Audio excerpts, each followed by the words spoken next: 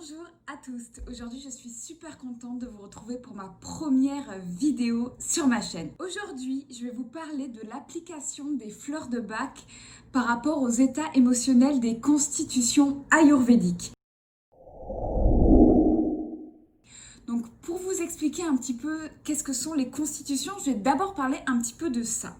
En fait, une constitution, on va dire que c'est une manière de regrouper, d'arranger en fait des types d'humains qui se ressemblent, qui ont les mêmes traits, on va dire, physiologiques, physiques et émotionnels, psychologiques. Donc en fait, toutes les médecines ancestrales ont ce concept de constitution. Ce concept qui fait qu'on va regrouper les humains pour essayer de comprendre en fait une catégorie d'individus. Donc, pour correspondre, moi je vais d'abord vous parler de la constitution Vata. Donc, si vous voulez un peu savoir les correspondances, la constitution Vata en constitution hippocratique, Hippocrate qui était un médecin grec, parlait lui de tempérament nerveux auquel il affiliait l'élément terre.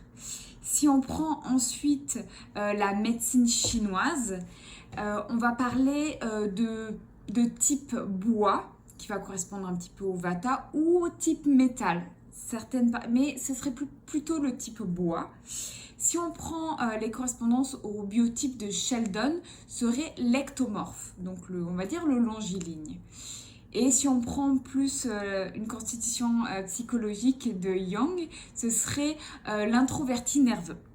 Donc ça, c'est pour vous dire qu'en fait, ces catégories se retrouvent dans différentes approches, différentes manières ancestrales ou non de voir en fait l'humain. Donc moi, je vais plutôt vous parler du Vata. Le Vata, c'est la constitution de la médecine ayurvédique. Donc, qui est le Vata? Donc Vata, c'est l'alliance de l'élément air et l'élément éther. Donc l'éther, ça correspond à l'espace. Donc, ce qu'il faut retenir comme caractéristique Vata, c'est que c'est léger, c'est en mouvement, c'est froid et c'est sec. Donc, qu'est-ce qui caractérise un corps Vata? Donc, un corps Vata, c'est un corps qui est petit et fin. Tout ce qui est petit et fin est Vata. Donc, une petite ossature, une peau fine, des cheveux fins, des petits yeux, des petites dents. Une autre caractéristique de Vata, c'est l'asymétrie.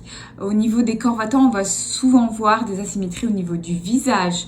On va parler de disharmonie.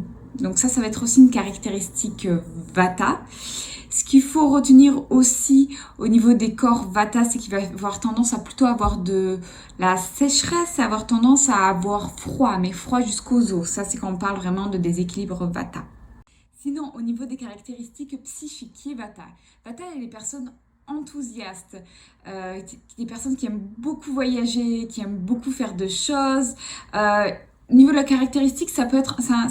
Ils ont tendance des fois à être un petit peu rêveurs, mais du coup aussi indécis. Ils ont du mal à être tranchants dans les choses. Ils sont beaucoup dans la modulation. Mais au niveau des équilibres émotionnels, ça va être plutôt on va voir de l'insécurité, manque de confiance en soi. Ils peuvent être très autoculpabilisants avec eux-mêmes.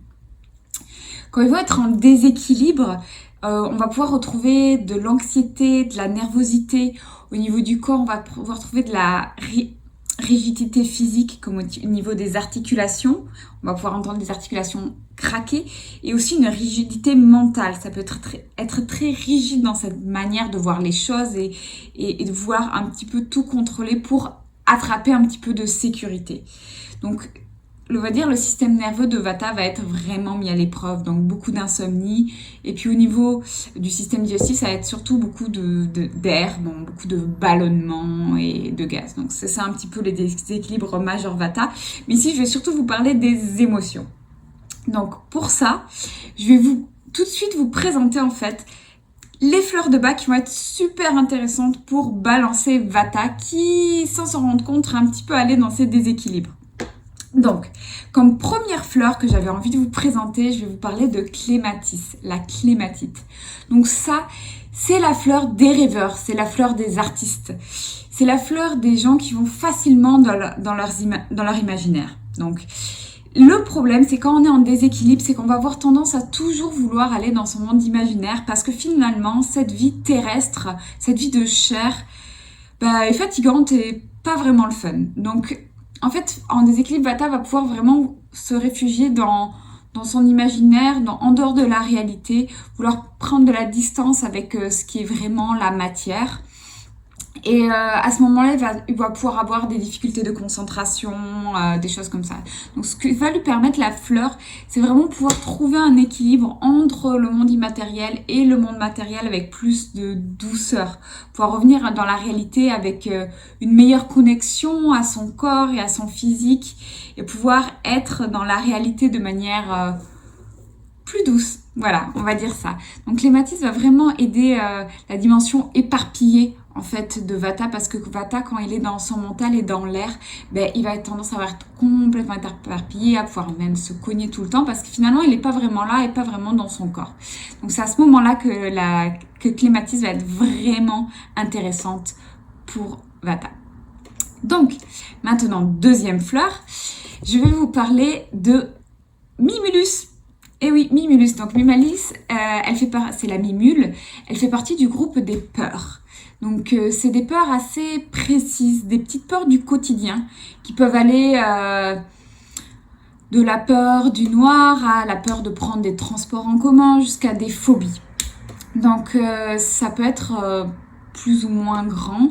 La caractéristique de Mimulus, c'est d'être assez introverti, assez timide, assez sensible aussi. Ce qu'il faut retenir, c'est que on va avoir tendance à voir les personnes Mimulus à se cacher les mains, à être un peu, à vouloir se faire un peu tout petit, pas trop déranger, être assez insécure avec eux-mêmes. Donc, ce qui va être intéressant avec la prise de Mimulus, c'est que ça va permettre d'enlever un petit peu les voiles des grosses peurs qui immobilisent Vata. Et ça va pouvoir permettre de développer cette dimension de courage, parce que quand on a ces peurs, on a aussi la force de pouvoir surpasser ces peurs grâce au courage. Donc Mimulus va pouvoir vraiment, chez Vata, faire sortir cette dimension de courage chez lui. Donc très très intéressante pour Vata. Donc la dernière fleur que je voulais vous présenter, c'est White Chestnut, le châtaignier blanc. C'est une fleur vraiment très intéressante pour Vata parce que c'est vraiment le petit vélo qui tourne en boucle et qui s'arrête jamais. Il faut comprendre que Vata est vraiment beaucoup dans son mental, et même un peu trop. Et c'est ça qui va l'amener aussi dans les déséquilibres.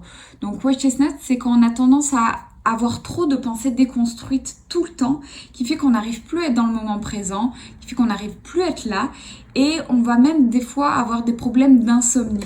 Parce que dès qu'on rentre dans le lit, on va avoir le petit vélo qui tourne, ou même quand on a un réveil au milieu de la nuit, on commence à penser et impossible de se rendormir. Fait qu'à ce moment-là, White Chestnut va être vraiment très très très intéressante. Elle va pouvoir permettre de prendre notre mental, de le mettre de côté un petit peu, et surtout éviter le brouhaha et la cacophonie qui empêche vraiment de nous entendre et de nous reconnecter à notre intuition finalement, à notre petite voix intérieure plutôt que la voix mentale. Donc White Chestnut est vraiment une aide très intéressante pour Vata. Donc voilà, je vous ai présenté les 3 premières fleurs. J'espère que ça vous a intéressé.